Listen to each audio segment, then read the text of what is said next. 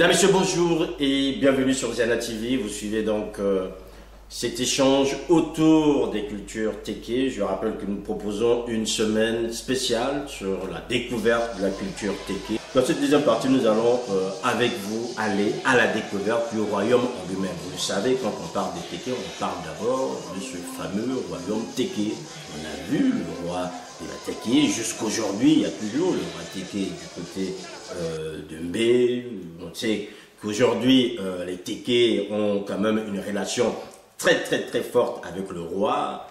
Comment ce royaume qui a disparu continue à survivre aujourd'hui dans une république ou dans des républiques, puisqu'on sait quand même que les Téké qui sont en RDC, les Téké qui sont du côté du Gabon, gardent aussi cet aspect, je disais, royaliste, quand même, qui est un marqueur culturel très fort. Nous allons donc aujourd'hui avec vous, toujours avec l'historien Opiel Ebiata, avec lequel nous parcourons cette histoire des Téké à travers le Stanley Pool, à travers le Congo dans son entièreté. Dans cette deuxième partie, nous allons avec lui découvrir le roi, le fameux roi Makoko, puisqu'on a toujours parlé d'un roi que nous connaissons tous, c'est le roi Makoko, celui qui va être en contact et signer ce fameux accord avec De Brazza, qui va donner aux Français la main sur le Congo. Alors, Opiel Ebiata, bonjour. Bonjour.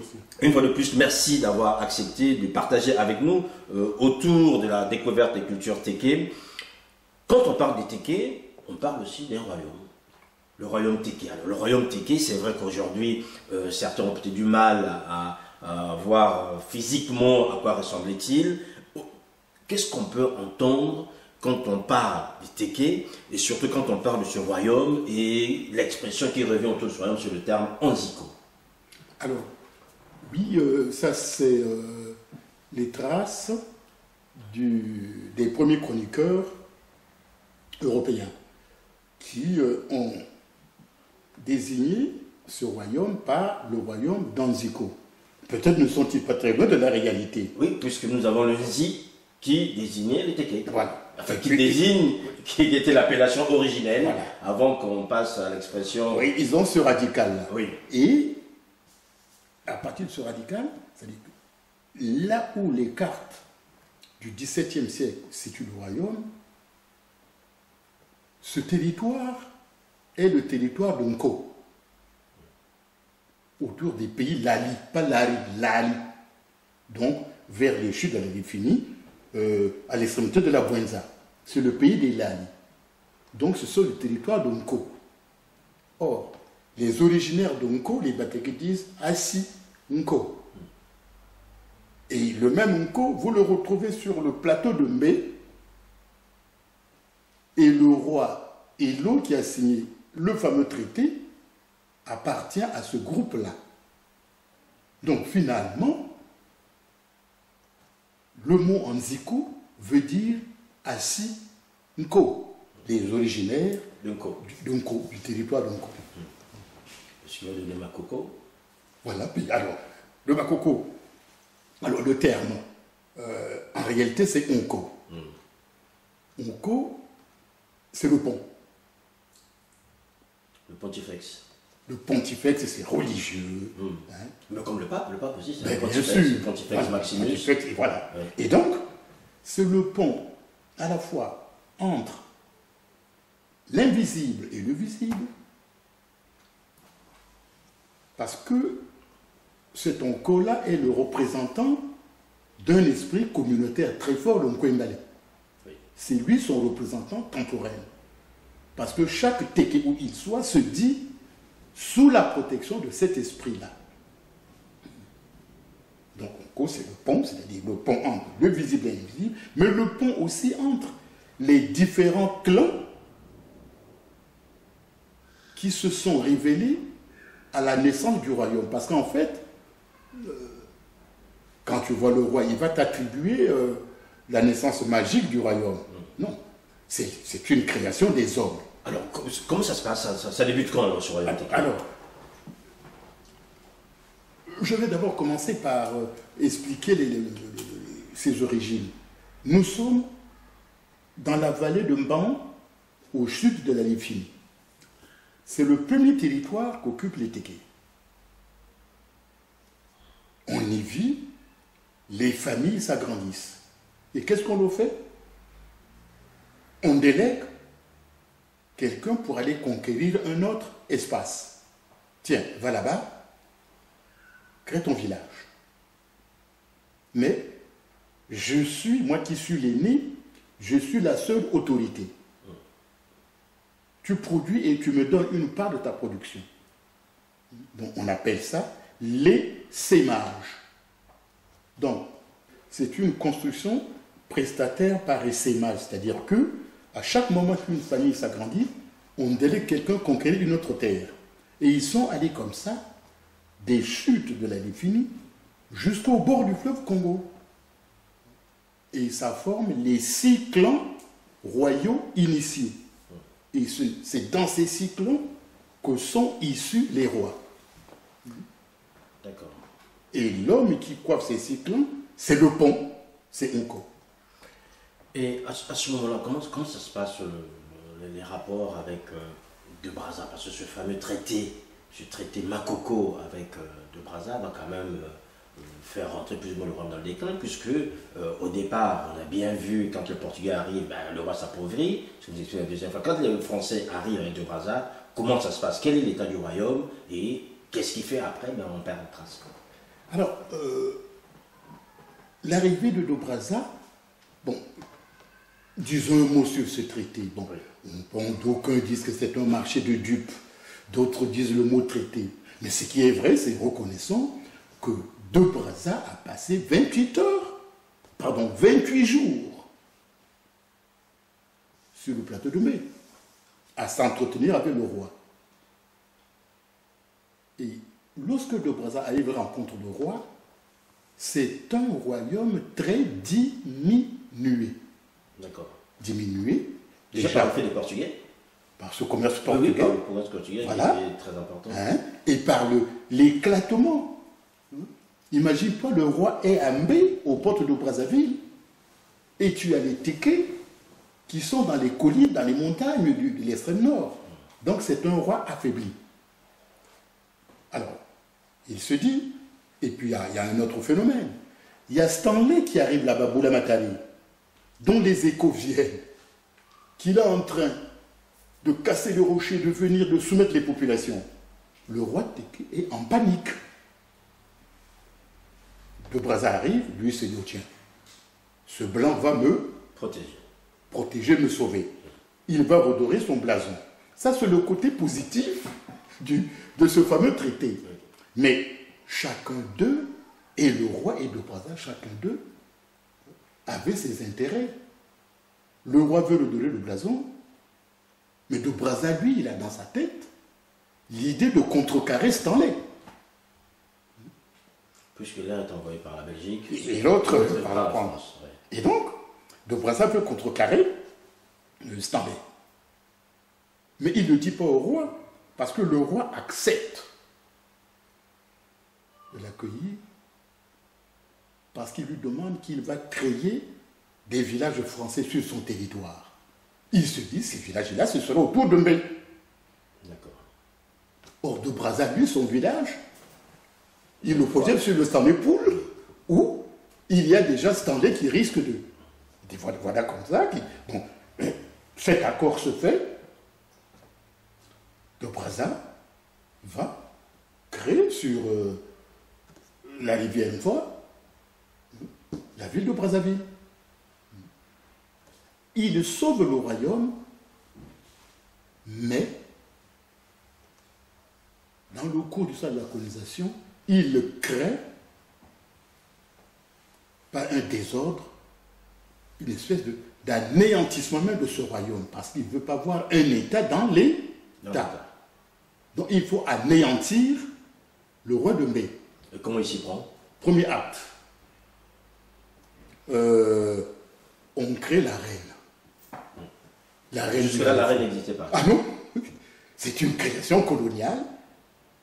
Un heureux héritage que nous avons repris allègrement. Oui, ben on voit ça aujourd'hui, mais oui. pour les Congolais, lambda, bien sûr, en disant que la reine a toujours été là. Parce quand on parle du roi, il y a toujours une reine, donc en disant la reine a toujours été là. La reine n'existait pas, il y avait autour du roi 2 femmes. Il y a la première épouse qu'on appelle Angassa. C'est-à-dire celle que le roi intronisé présente à la foule. C'est sa première épouse. Comme la mère de la nation. Voilà. Mais qui n'est reine que parce qu'elle est la femme du roi. Elle n'a aucun pouvoir. Mais le pouvoir traditionnel, oui. Et il y a la deuxième épouse, Wafin Tiré, c'est-à-dire que la gardienne des valeurs morales et spirituelles du royaume, qui se trouve en Gabé. Oui. Donc elle, cette dame-là, au moment de Boita arrive, c'est Ngalifuru, qui va, parce que après Elo, il y aura un vide royal. Les 2-3 premiers rois qui ont été nommés meurent au cours de l'année même. Parce qu'ils n'ont pas été nommés selon les rites traditionnels. Oui. Alors les gars se disent, écoutez, on va arrêter ça, on n'a plus de roi, on a notre reine, Ngalifuru. Ngalifuru va régner comme ça. Mais on va la chercher où, en fait, cette reine Ngalifuru? Non, la reine Ngalifuru était à la cour. C'était la gardienne des valeurs morales et spirituelles. C'était la deuxième femme du roi. La deuxième femme du roi. Oui. Et du coup, on en fait une reine.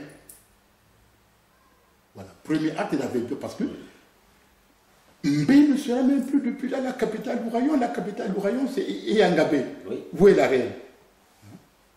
Mais on voit quand même que cette capitale va plus ou moins, en fonction des intérêts, bouger, en fait. Plus au départ, on est en Mbé, mais comme cela ne convient plus aux colons, ben voilà. On va à Ngabé. Oui. Donc on va à Ngabé, où est la reine, et puis on l'appelle la reine, on encense la reine, on en fait... Reconnue par l'autorité coloniale. Ah oui, c'est la population aussi se soumet finalement. Mais bien sûr, c'est la reine. Et aujourd'hui, allègrement, on dit la reine parce qu'elle ne l'est pas selon un rite traditionnel. Non? Oui. Donc, premier acte d'affaiblissement. Deuxième acte, c'est la création des divisions, des divisions ou subdivisions administratives. Le royaume est à cheval entre le Poul et le plateau Bateki. La tête est au Poul. Oui. Mais c'est du bon droit. Qu'est-ce que les gars du Poul, les Congo et les Lari, ont à voir avec un roi dont ils ne connaissent même pas, dont ils ne sont pas sous son autorité? Oui. Et c'est tout à fait normal. Et ceux qui sont sous son autorité sont à 400 km de lui. Donc c'est presque un roi nul. Un roi nul qui n'a aucune autorité comme tel sur les vrais sujets, c'est-à-dire les téquets qui devaient faire sa force morale.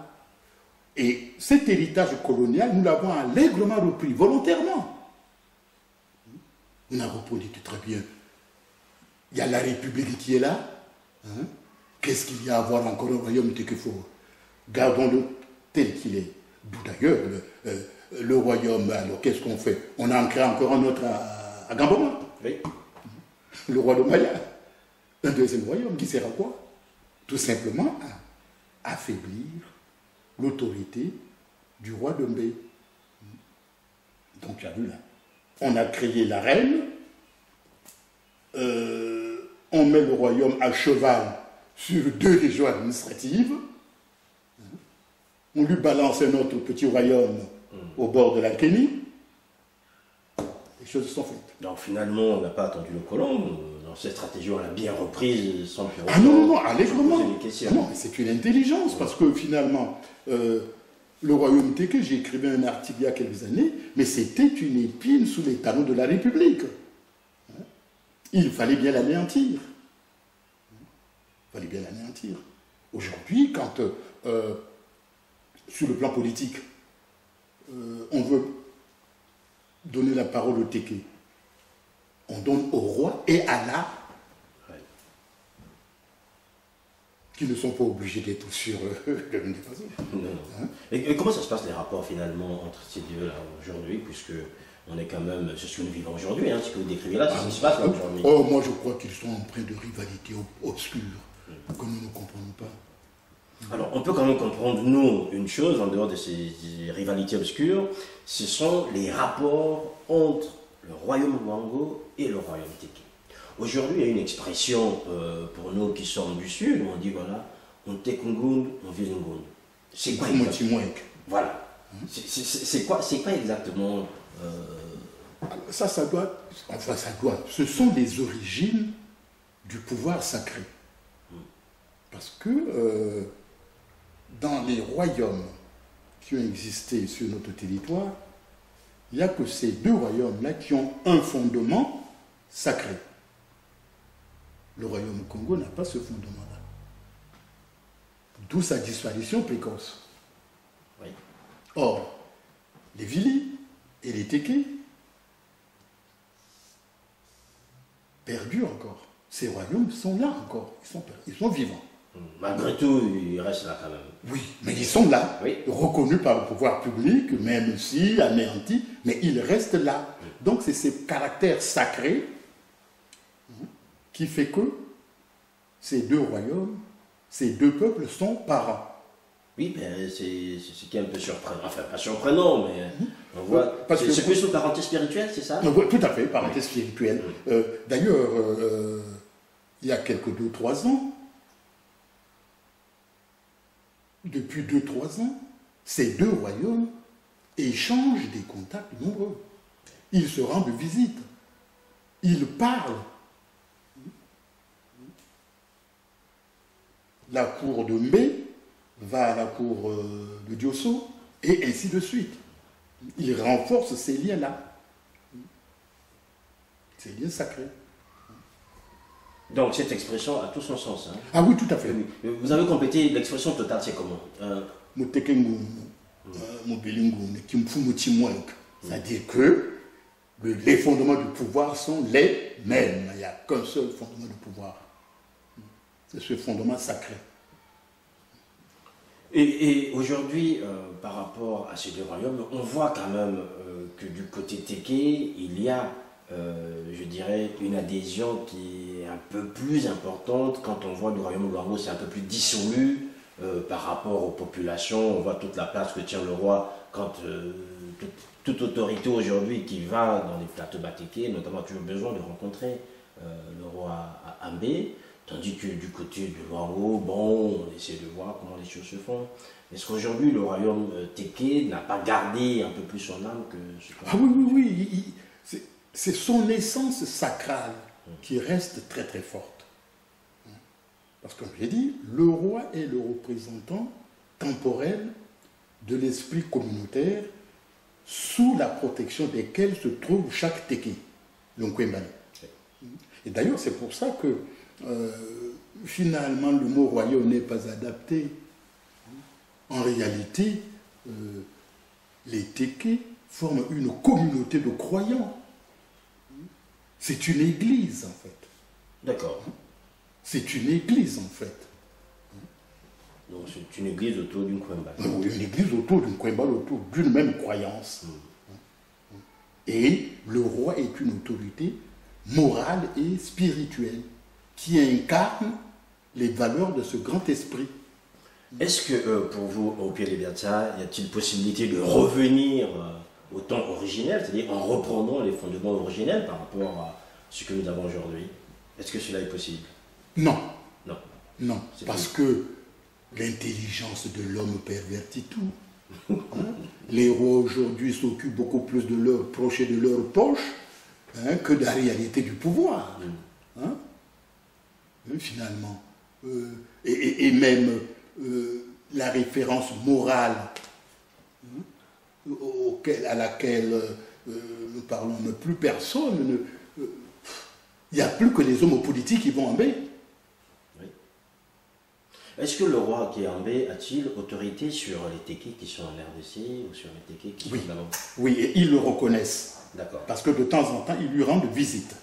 D'accord, donc il y a comme ça des délégations qui viennent à Mbé, ils lui rendent visite. Qu'est-ce qui fait que ce lien est dépassé les frontières en fait? Parce qu'on a quand même vu à un moment donné, nous sommes dans des régions où les frontières physiques quasiment prennent le dessus sur tous les rapports. Qu'est-ce qui fait que cela soit resté, malgré le fait que la libre circulation des biens et des personnes dans ces coins-là reste quand même aléatoire? Ah oui, mais comme j'ai dit, ces populations sont toutes parties des lieux d'origine du royaume. Les Téké de l'autre côté du fleuve ne sont pas nés dans ce côté du fleuve-là. Ceux qui sont aujourd'hui au Gabon nous sommes tous partis de l'espace actuel du Congo, avec ces mêmes valeurs que l'on revit partout, avec la même intensité. On revit partout avec la même intensité. Même ici, au niveau du pouvoir lui-même, tout s'étiole. L'argent est là. Qu'est-ce que tu veux? L'argent est là, il y a aussi quelque chose qui reste présent autour du roi avec le roi, c'est le raffia. Quelle est la place du raffia dans la culture téké au Péri-Bassa? Alors, le raffia, c'est d'abord la première industrie de la première industrie textile de l'espace congolais. Et les tékés ont été des tisserands réputés, très réputés. Alors, commençons d'abord par l'arbre lui-même. Oui. On ne le trouve pas partout. Hein, et justement, oui. Cet arbre-là... c'est un palmier. C'est un palmier, oui. Le palmier à raffia, qui est un arbre noble, que l'on tient en héritage, c'est-à-dire le palmier, le safoutier et le collatier. Ces trois arbres-là, on les tient en héritage de son père ou de son grand-père. Il n'y a pas un vaste champ de palmiers, non. 2, 3, 4 palmiers. Donc c'est déjà tellement. Et puis, il y a la fibre elle-même, qui a habillé, les tissus tékés ont habillé tout le Congo, à partir du sang des poules. Puisqu'on le retrouve aussi, le roi Luango, le roi lui-même aussi. Partout, habillé tous les Congos, et puis bon, cette industrie s'est répandue. Alors, la place qu'il occupe, c'est la destination du produit final. Le produit final est un petit carré de tissu que l'on trouve dans toutes les occasions. Les cérémonies de mariage, les funérailles, et bien sûr, dans l'habillement. Dans l'habillement de tous les jours, tu as 3-4 catégories de tissus. Il y a le tissu ordinaire que tout le monde porte, qui est fait de prototypes de carré de raffia. Ça, c'est le vêtement de tous les jours. Oui. Et puis tu as le vêtement noble, qui est de toutes les couleurs, et à l'intérieur duquel on met des bandes on coud des bandes de peau de fauve. Ça, c'est l'habit du chef, l'habit du grand chef, ou alors du nganga. Et donc, dans la tradition, le raffia a cette importance, de par sa présence sur tous les aspects de la vie. Mais on voit quand même que les politiques l'arborent maintenant plus ou moins, hein, dès qu'il a besoin, il est quelque part, bon, on le voit avec un raffia.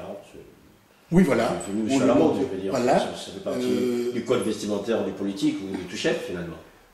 Alors, je crois qu'il va là aussi, c'est mon point de vue personnel, Oui. Il va là de la banalisation des instruments de la notoriété culturelle d'un peuple donné.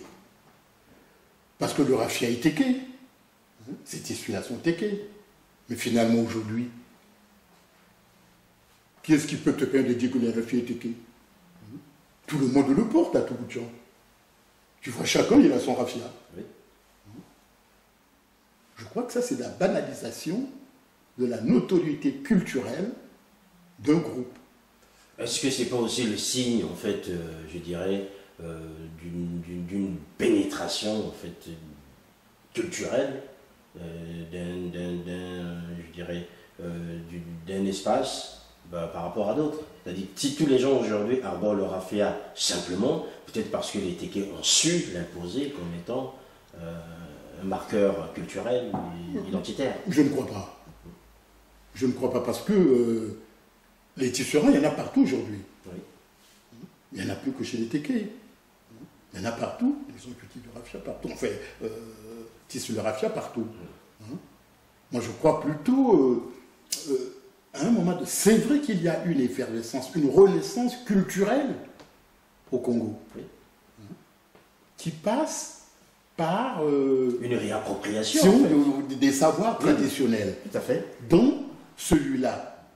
Mais parallèlement, tu observes que dans certains groupes de population, le raffia n'est pas tellement adopté comme tel. Hein? Ils préfèrent le tissu européen, Oui. hein? Bleu, blanc, rouge, noir, comme tu veux, etc. Hein? Mais c'est vrai qu'il y a une réappropriation culturelle de cet élément qui a été d'ailleurs sauvé par le sacré. Hein? Parce que c'est la tradition qui a conservé cet art-là. Et la couleur rouge dans tout ça? Alors, ça c'est le symbole de la puissance du Nkwembali. Voilà, mesdames, messieurs, on va donc prendre congé pour cette deuxième partie. Vous avez entendu une expression, un nom sur le Nkwembali. Dans cette troisième partie, nous allons aborder la place du Nkwembali Nko chez les Batéké. Merci, on se retrouve, à bientôt.